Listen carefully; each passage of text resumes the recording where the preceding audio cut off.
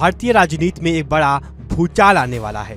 देश की सबसे पुरानी पार्टी कांग्रेस, जो पिछले एक दशक से चुनावी मोर्चे पर लगातार मात खाती रही है, जिसने एक के बाद एक राज्य गंवाए हैं, जिसके कार्यकर्ता निराशा और हताशा में डूबे हैं, वो पार्टी अब एक बड़े संगठनात्मक फेरबदल की तैयारी में है। 7 से अधिक राज्यों में एक साथ नए प्रदेश अध्यक्ष, नए प्रभारी और नया नेतृत्व लाने की योजना बन रही है। और यह बदलाव सिर्फ कागज पर नहीं है, यह कांग्रेस की उस गहरी बेचैनी का नतीजा है जो उसे आगामी विधानसभा चुनावों को लेकर अंदर ही अंदर महसूस हो रही है। पार्टी जानती है कि अगर अब नहीं बदले तो शायद बहुत देर हो जाएगी। दोस्तों, पहले यह समझना जरूरी है कि यह फेरबदल आखिर क्यों जरूरी हो गया है। कांग्रेस के लिए पिछले 10 साल बेहद तकलीफ दे रहे हैं। 2014 में नरेंद्र मोदी की आंधी में पार्टी महज 44 सीटों पर सिमट गई। 2019 में थोड़ा सुधारी, लेकिन सत्ता फिर भी दूर रही। राज्यों में भी कहानी कुछ अलग नहीं। राजस्थान गया, मध्य प्रदेश गया, छत्तीसगढ़ गया, उत्तर प्रदेश में तो कांग्रेस का अस्तित्व ही सवालों के घेरों में है। जहां सरकार बनी भी, जैसे कर्नाटक और हिमाचल, वहां अंदरूनी कलह ने पार्टी को कमजोर किया। जमीनी स्तर पर कार्यकर्ता बिखरे हुए हैं, बूथ स्तर पर पार्टी की पकड़ ढीली पड़ गई है और ऊपर से केंद्रीय नेतृत्व और राज्य इकाइयों के बीच संवाद और तालमेल की भारी कमी है। यही वो तस्वीर है जिसे देखकर राहुल गांधी और मल्लिकार्जुन खड़गे की अगुवाई में पार्टी नेतृत्व ने तय किया है कि अब बड़े बदलाव का वक्त आ गया है। दोस्तों, अब बात करते हैं दक्षिण भारत की, जहां से कांग्रेस को सबसे ज्यादा उम्मीदें हैं और जहां सबसे बड़े बदलाव होने वाले हैं। केरल, तमिलनाडु और कर्नाटक, ये 3 राज्य कांग्रेस की दक्षिणी रणनीति के केंद्र में हैं और इन तीनों में नए प्रदेश अध्यक्षों की नियुक्ति पर गंभीरता से विचार हो रहा है। केरल की बात करें तो यहाँ कांग्रेस मुख्य विपक्षी दल है। पिनराई विजयन की CPIM सरकार के खिलाफ कांग्रेस को एक मजबूत और एकजुट विपक्ष की भूमिका निभानी है। लेकिन केरल कांग्रेस में गुटबाजी कोई नई बात नहीं है। यहाँ एक गुट है और गुट की लड़ाई दशकों पुरानी है। हर नया नेतृत्व उसी गुटबाजी में उलझ जाता है।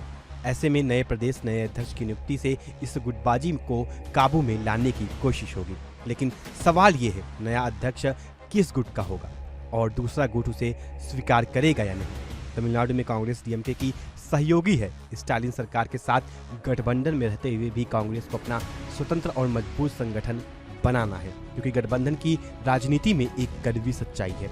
अगर आपका अपना संगठन कमजोर है तो आपको कम सीटें मिलती हैं, कम मंत्री पद मिलते हैं और धीरे धीरे आपकी पहचान खत्म होने लगती है। नए प्रदेश अध्यक्ष और नए प्रभारी की नियुक्ति से तमिलनाडु में कांग्रेस और नई ऊर्जा और नई पहचान दिलाने की कोशिश की जाएगी। कर्नाटक सबसे अहम दक्षिणी गढ़ है। यहाँ सिद्धारमैया के नेतृत्व में कांग्रेस की सरकार है, लेकिन मुख्यमंत्री सिद्धारमैया और प्रदेश अध्यक्ष DK शिवकुमार के बीच की खींचातान अब खुलकर सामने आ चुकी है। दोनों नेता 2028 के मुख्यमंत्री पद की दौड़ में हैं और यही लड़ाई पार्टी के लिए सिरदर्द बन गई है। ऐसे में प्रदेश अध्यक्ष बदलने में यह संतुलन और बिगड़ सकता है, इसलिए यहाँ पार्टी के नेतृत्व को सबसे ज्यादा सावधानी बरतनी होगी। दोस्तों, दक्षिण के बाद अब बात करते हैं उत्तर और मध्य भारत की, जहाँ कांग्रेस की चुनौतियाँ और भी बड़ी हैं। दिल्ली, पंजाब, छत्तीसगढ़ और राजस्थान, इन चारों राज्यों में बड़े संगठनात्मक बदलाव की तैयारी है और हर राज्य की अपनी अलग अलग कहानी है। दिल्ली में कांग्रेस की हालत देखकर दिल भारी हो जाता है। एक जमाने में शीला दीक्षित की अगुवाई में लगातार 3 बार दिल्ली जीतने वाली कांग्रेस आज वहां शून्य पर है। आम आदमी पार्टी के उभार के बाद कांग्रेस दिल्ली में पूरी तरह हाशिए पर चली गई। पिछले विधानसभा चुनाव में पार्टी का एक भी विधायक नहीं जीता और हाल ही में हुए चुनाव में आम आदमी पार्टी और BJP के बीच कांग्रेस दब गई। ऐसे में नए प्रदेश अध्यक्ष की नियुक्ति से दिल्ली में पार्टी को जमीन से जुड़ने की कोशिश होगी, लेकिन यह काम कहने में जितना आसान है, करने में उससे कहीं ज्यादा मुश्किल। पंजाब में कांग्रेस ने 2022 में सत्ता गंवाई।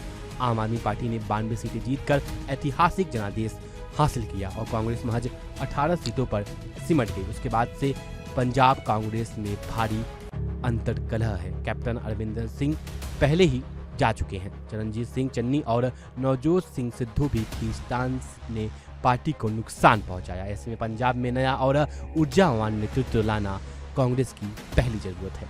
छत्तीसगढ़ में कांग्रेस ने 2023 के अंत में सत्ता गंवाई। भूपेश बघेल की सरकार के जाने के बाद से पार्टी वहां बिखरी हुई है।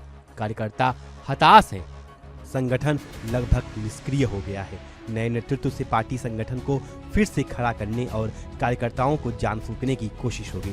राजस्थान में भी 2023 में कांग्रेस सरकार गई। अशोक गहलोत और सचिन पायलट की लंबी लड़ाई पार्टी को ले डूबी। यह बात अब सबको पता है। 5 साल की सरकार के बाद भी जनता ने कांग्रेस को नकार दिया है। इसकी सबसे बड़ी वजह थी अंदरूनी कलह और नेतृत्व की अनिश्चितता। अब यहाँ भी नया चेहरा लाने की तैयारी है ताकि 2028 के चुनावों से पहले संगठन को मजबूती मिले।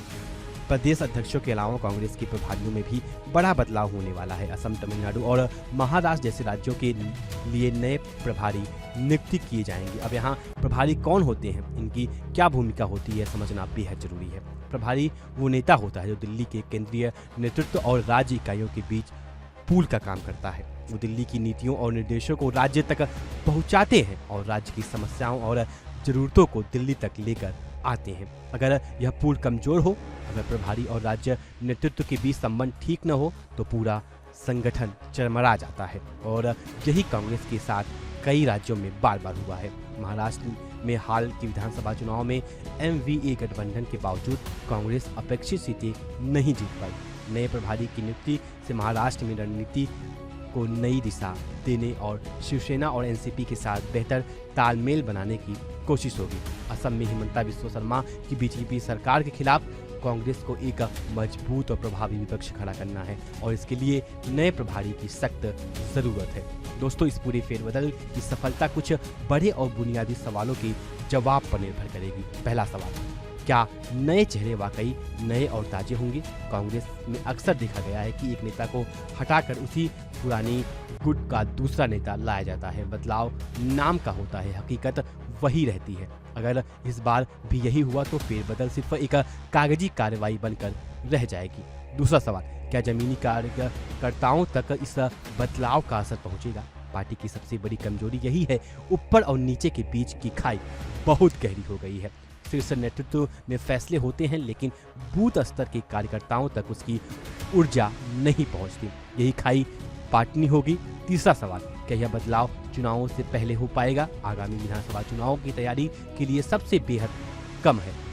आगामी विधानसभा चुनावों की तैयारी के लिए समय बेहद कम है। अगर फेरबदल भी देरी हुई तो नेतृत्व को जमीन पर उतरने का पर्याप्त वक्त ही नहीं मिलेगा और सारी कोशिश बेकार हो जाएगी। दोस्तों, आखिर में सबसे बड़ी बात, कांग्रेस के लिए यह फेरबदल सिर्फ संगठनात्मक नहीं है, यह एक राजनीतिक और मनोवैज्ञानिक संदेश भी है। यह संदेश है कि पार्टी थकी नहीं है, टूटी नहीं है और बिखरी नहीं है। यह संदेश है कि जो नहीं चला उसे बदलेंगे, जो गलतियां हुई उनमें सीखेंगे, नई ऊर्जा, नया जोश, नया जुनून लेकर मैदान में उतरेंगे। लेकिन दोस्तों, राजनीति में सिर्फ घोषणाओं और बदलावों से काम नहीं चलता, जमीन पर काम करना पड़ता है। गली गली, मोहल्ले मोहल्ले, गांव गांव जाकर जनता से जुड़ना पड़ता है, उनकी तकलीफें सुननी पड़ती है, उनके मुद्दे उठाने पड़ते हैं और सबसे जरूरी, पार्टी के अंदर एकजुटता बनाए रखनी पड़ती है, क्योंकि जो पार्टी अंदर से बटी हुई हो वो बाहर से कितनी भी मजबूत दिखे, जनता उसे भांप लेती है।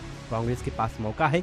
राहुल गांधी की भारत जोड़ो यात्रा ने दिखाया है कि जमीन से जुड़ने पर जनता का प्यार मिलता है। अब जरूरत है उस ऊर्जा को संगठन में उतारने की, और अगर यह फेरबदल सच्चे मन से, सही नीयत और जमीनी समझ के साथ किया गया तो कांग्रेस एक बार फिर उठ खड़ी होगी।